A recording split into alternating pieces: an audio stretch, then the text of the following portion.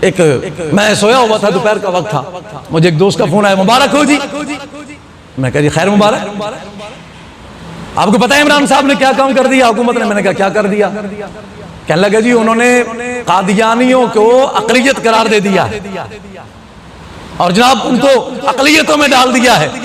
میں کچھ نیند میں تھا، میں نے کہا جی اگر قادیانیوں کے خلاف اس نے کوئی اقدام اٹھایا ہے تو میری جان بھی اس کے لیے حاضر ہے، یہ الفاظ تھے میرے۔ لیکن میں نے کہا مزید میں شام کو بتاؤں گا۔ جب میں رات کو اٹھا، میں نے جا کر دیکھا ٹی وی پر معلومات لی، تو میں نے اسے فون کیا، میں نے کہا اس نے قادیانیوں کے خلاف کوئی کام نہیں کیا، بلکہ قادیانیوں کی پرورش کر کے اور قادیانیوں کی حمایت کر کے مسلمانوں کے ایمانوں پر شب خون مارنے کی کوشش کی ہے۔ کہتا ہے کیسے؟ اس نے تو اقلیت قرار دے دیا۔ میں نے کہا اقلیت تو وہ قرار ہو گئے تھے، ہم آئین کو بعد میں دیکھتے ہیں۔ 1400 سال پہلے میرے رب نے نازل ہونے والے قرآن میں کہہ دیا تھا جو کلمہ پڑھ کے پھر جائے، جو خاتم النبیین میرے نبی کو نہ مانے وہ کافر ہے۔ میں نے کہا یہ تو 1450 سال پہلے کے کافر ہیں۔ کچھ ہی بولو، یہ تو 1450 سال پہلے ہمارا قرآن ہمارا دین بتا رہا ہے یہ مرتد ہیں۔ اور پھر میں نے کہا چلے دنیاوی طور پر آؤ تو 1973-74 میں ان کو کافر قرار دیا گیا۔ اس نے کون سا نیا کام کر دیا؟ کہا جی اس کو اقلیت قرار دے دیا۔ میں نے کہا بھائی جب کافر کوئی ہوتا ہے تو وہ اقلیت تو آٹومیٹک ہوتا ہے۔ پہلی بات تو یہ ہے۔ دوسری بات یہ ہے کہ میں نے کہا اصل آپ لوگوں کو پتہ نہیں ہے، پڑھے لکھے لوگوں کو بھی پتہ نہیں ہے، بس میں یہ بات آپ کو سمجھانا چاہتا ہوں کہ قادیانی، عیسائی اور یہودی میں فرق کیا ہے۔ اب کتنے لوگ بیٹھے جن کے گھروں میں یہودی یا عیسائی عورتیں خاص طور پر ہمارے گھروں میں کام کرتی ہیں، ہمارے محلے دار بھی ہوتے ہیں، ہندو بھی ہمارے ساتھ رہتے ہیں۔ بتائیے ہم نے کبھی ان کے ساتھ زیادتیاں کی؟ کبھی ہم نے کہا کہ تم یہاں نہ رہو یا ہم ان سے بد اخلاقی کی؟ بلکہ وہ جو عورتیں ہمارے گھروں میں کام کرتی ہیں جب ان کے بچوں کی شادیاں ہوتی ہیں تو ہم مسلمان کھڑے ہو جاتے ہیں ان کے ساتھ۔ ایسا ہی ہے نا؟ کیوں کہ کافر کو اسلام حق دیتا ہے، ان کے حقوق ہیں اسلامی معاشرے کے اندر، مگر مرتد کو تو جینے کا بھی حق نہیں دیتا۔ باقی حقوق کہاں سے آئے؟ جینے کا بھی حق نہیں ہے اسے تو۔ جب حضور نے خانہ کعبہ مرتد قتل کروا دیا، جب کسی کو زندگی کا حق نہیں ہے تو باقی معاشرے میں حقوق اسے کیسے مل سکتے ہیں؟ اصل میں حکومت نے کوشش یہ کی۔ اب دوسری بات یہ ہے کہ بھائی جب میں کہوں کہ میں مجرم ہوں، پھر آپ کسی کو کہیں کہ جناب قاری صاحب نے اپنا جرم تسلیم کر لیا ہے، چلو جی آپ انہیں معاف کر لو۔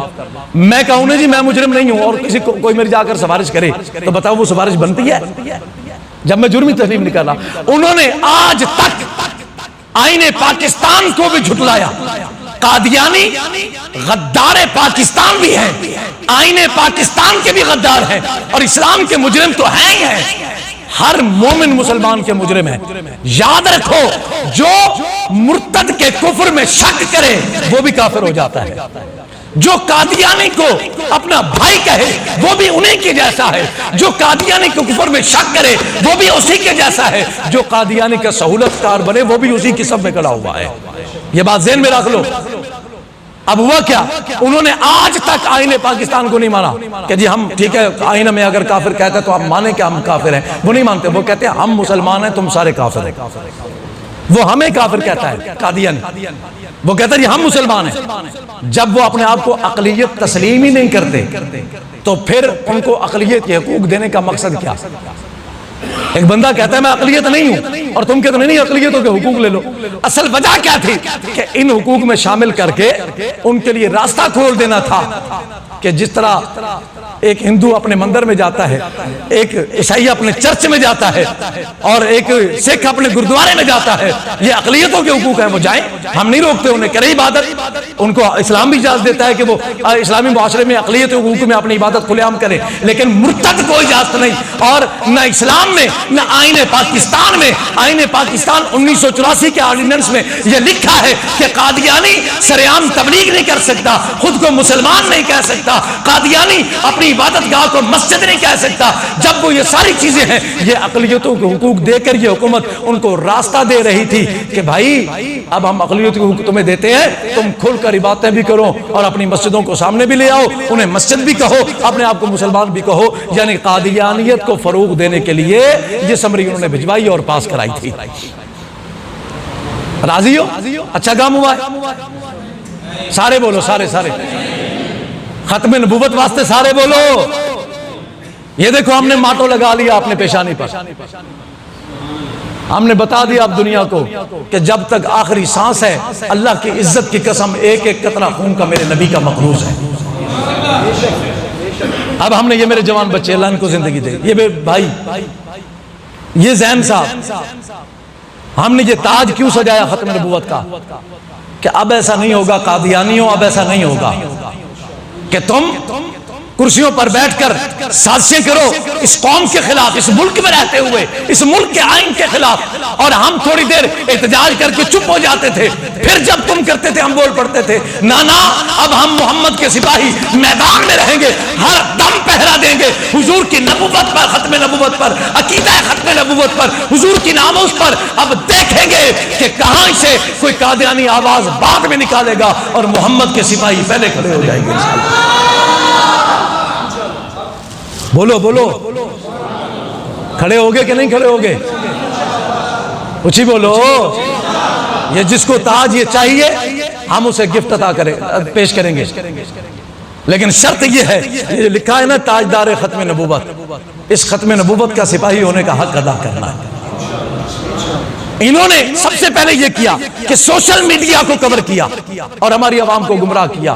الحمدللہ میرے بچے اور آپ دوستوں کے تعاون سے اب ہم ان کے مقابلے میں سوشل میڈیا پر بھی کھڑے ہو رہے ہیں، پہلے بھی ہیں اب زیادہ ہوں گے، کیونکہ یہ سوشل میڈیا بھی ایک ہتھیار بن چکا ہے۔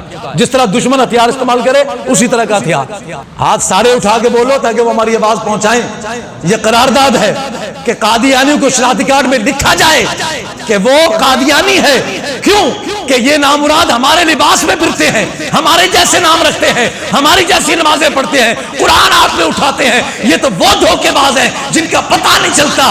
اب ہم جو بھی ہو، ہم حکومت سے مطالبہ کرتے ہیں کہ شناختی کارڈ میں خانہ بنا کر لکھا جائے جو قادیانی ہے، تاکہ ہمیں پتہ چلے میں جس کے ساتھ کام کر رہا ہوں، میں کس کے ساتھ کام کر رہا ہوں۔ یہ میرا پاکستان کے آئین کے مطابق میرا حق ہے، مجھے اگلے بندے کی شناخت ہونی چاہیے۔ اور دوسرا، سوشل میڈیا پر اب انشاءاللہ عوام کو آگاہی دیں گے کہ مرتد اور کافر میں فرق کیا ہے۔ دوستو، یہودی کافر ہے، عیسائی خود کو کہتا ہے میں عیسائی ہوں، ہندو بھی کہتا ہے میں ہندو ہوں، یہ نہیں کہتے، یہ چھپے ہوئے ہیں۔ تو لہٰذا اسلامی معاشرے میں ہندو کو، کافر کو اقلیتوں کے حقوق ملتے ہیں، مرتد کو نہیں ملتے۔ مرتد کا کوئی حق نہیں ہے۔ مرتد کے دو ہی باتیں ہیں، یا اسے دیش سے نکال دیا جائے یا اس کا سر قلم کر دیا جائے۔ اب یہ ہم حکومت پاکستان کے حوالے کرتے ہیں، کیونکہ ریاست ہماری یہ کام کرے، یہ ریاست کا کام بنتا ہے کہ یا وہ ان کو قید کرے، یا ان کو مارے، یا ان کو دیش نکالے، یا ان کو پابند کرے کہ یہ آئین پاکستان کو مانتے ہوئے خود کو کافر تسلیم کرے اور خود کو اقلیت تسلیم کریں۔ ہونا چاہیے کہ نہیں ہونا چاہیے؟ اسی بولو، تاجدار ختم نبوت۔ جو ہاتھ نیچے ہے میں سمجھوں گا وہ قادیانیوں کا یار ہے، جو نبی کے موقع ہے دونوں ہاتھ اٹھائے، تاجدار ختم نبوت، دونوں ہاتھ اٹھا کے، تاجدار ختم نبوت، تاجدار ختم نبوت، تاجدار ختم نبوت۔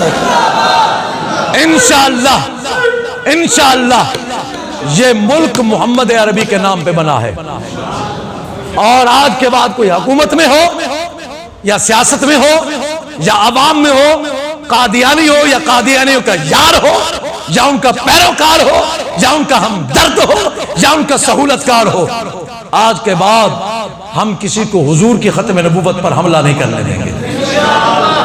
بولو بھائی، کھڑے ہو گے؟ ساتھ چلو گے؟ ہاں جی۔ اور ہم نے حکومت سے یہ احتجاج کرنا ہے، ہم نے قانونی جنگ لڑنی ہے، ہم نے میڈیا کی جنگ لڑنی ہے، ہم نے حکمرانوں تک اپنی آواز کو پہنچانا ہے، اور وعدہ کرو مسجد میں تب تک دم نہیں لیں گے جب تک ان کو ڈکلیئر کر کے شناختی کارڈوں میں قادیانی لکھا نہیں جاتا، کیونکہ یہ تبھی باز آئیں گے دھوکہ دینے سے جب ان کی شناخت ہوگی۔ ابھی ہمارے سادہ لوگ مسلمانوں کو، ان پڑھوں کو گھما پھرا کر گھیر لیتے ہیں اور انہیں گمراہ کر کے قادیانی کر دیتے ہیں۔ یہ تو گمراہ لوگ ہیں، بدترین، یعنی ہمارے معاشرے کا ناسور ہے، دین کے سب سے بڑے دشمن ہیں یہ۔ اب ہم حضور کے نوکر بن کر انشاءاللہ بتائیں گے کہ قادیانیوں، تم 72 سالوں سے پاکستان میں سازشیں کر رہے ہو، آج کے بعد تمہاری سازشیں ختم۔ انشاءاللہ اب مومن جاگ گیا، نذور کا غلام جاگ گیا انشاءاللہ تعالی۔